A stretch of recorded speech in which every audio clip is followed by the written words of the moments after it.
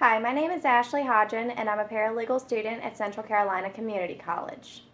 This presentation is for Dr. Richard Love, Paralegal Department Chair, and his associates at Central Carolina Community College.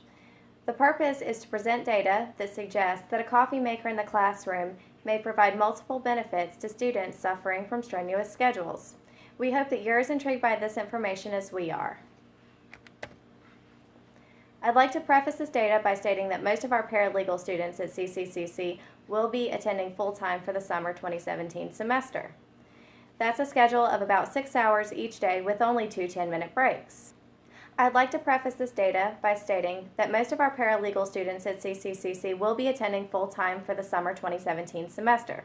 That's a course load of about 6 hours each day with only 2 10-minute breaks. This is an overwhelming schedule for our non-traditional students. I've compiled data from a survey taken from our own paralegal students at Central Carolina Community College, as well as from other sources that I believe will support my hypothesis that this equipment will be beneficial to our students. There is already a recognized association between college students and caffeine use.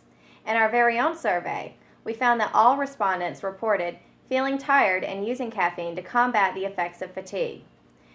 Most respondents reported feeling that their performance did suffer if they did not have an adequate amount of caffeine, while only a few students admitted to being late to class to get caffeine beforehand.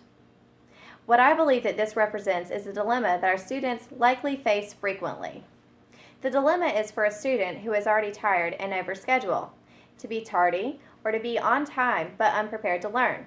The European Food and Safety Authority released a statement in 2011 confirming a positive correlation between caffeine consumption and alertness and attention span, which reinforces the reality of the dilemma that our students face.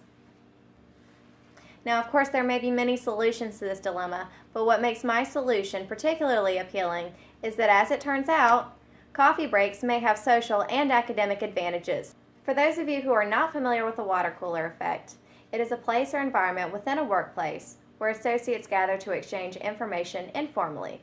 An example could be the water cooler, as the name suggests, a designated smoking area, or even a coffee pot. Negative connotations of the water cooler effect may suggest that it attracts slackers or time wasters. However, a study conducted at MIT in 2011 suggests that socialization in the workplace can result in a 10 to 15% increase in productivity. Since our students' time is valuable, an increase in productivity is beneficial. What this translates into in a classroom setting is opportunities to review notes or concepts, or confirm assignment deadlines or details. What we're hoping to achieve is a communal environment that fosters collaboration and support. According to Dr. Maynard Brusman, the modern workplace has become a community center, or a home away from home, where people get many of their social needs met. Neuroscience research supports the idea that our brains are hardwired to connect with others. Let's reinforce the context that our students will be spending a great amount of time in the classroom and may not have adequate time to get their social needs met elsewhere. This makes sense because our peers are often experiencing the same obstacles as ourselves. I'd like to bring your attention here for a moment to our visual aid to remind you of how we think that installing a coffee maker in the classroom will benefit our students.